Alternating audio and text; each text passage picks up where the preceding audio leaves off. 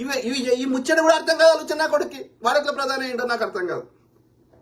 నోట్ల రద్దు లాంటి నిర్ణయాల వెనుక ఉన్న మతలబ్ ఏమిటో వ్యాపారం రక్తంలోనే ఉన్న గుజరాతీలకే తెలవాలి. దరిద్రం ప్రతిపక్షాలను చంపడానికి, చిరు వ్యాపారస్తులను చంపడానికి, వాళ్ళ దగ్గర ఉన్న సంపద డబ్బులను చెల్లకుండా చేయడానికి ఈ నోట్ల రద్దు. అంతకుమించి ఏం లేదు. వ్యాపారం మీ రక్తంలోనే ఉంటే నిరుద్యోగం, ఆకలి, అప్పులు ఎందుకు పెడుతున్నావో చెప్పురా. దొడ్డు రేషన్ ఎందుకు తినాలి నేను? లుచ్చనా కొడక. ఇన్ని ఆర్థిక నేరాలకు మీరు పాల్పడినా కూడా ఎన్నికల నాటికి మతం పేరా, దేశభక్తి పేరా మీరు ఓట్లు కొల్లగొట్టడం, గొర్రెలు పొలోమని ఓట్లేసి మిమ్మల్ని గెలిపించడం ఈ దేశ దౌర్భాగ్యం. అందుకే చదువుకోనరా అంటే చదువుకుంటే ఉద్యోగం వస్తుందా తొక్క అని చెప్పి ఆడు బహిరంగ సభలో పోతాడు. ఎవడు పోతాడు? ఈ చదువుకున్నాడే పోతాడు. చదువుకున్నాడు ఓడివాడు. చదువుకోనరా అయ్యా. ఆలోచించాడు మిత్రులారా. రాజేష్ మామిడిపల్లి ఏమంటున్నారు?